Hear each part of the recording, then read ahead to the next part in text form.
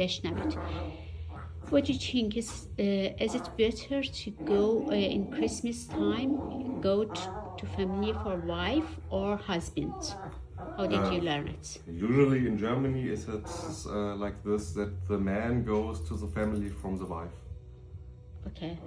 اینطوریه که توی آلمان وقتی که یه آقایی با خانومشه نرمال اینه که میره خونه خانواده خانومش توی کریسمس و اینکه اون براش وقتی که توی رابطه هست مقدم تره.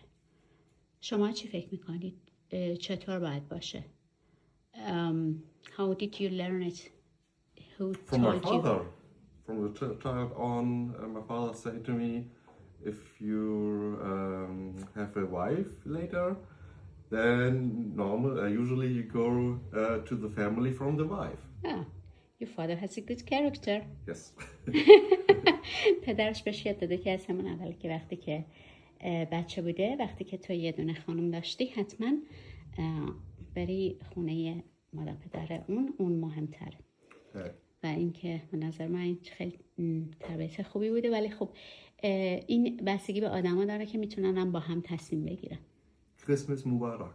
کریسمس مبارک بچه، کریسمس مبارک. واقعا کریسمس خیلی خوبی داشته باشین. ما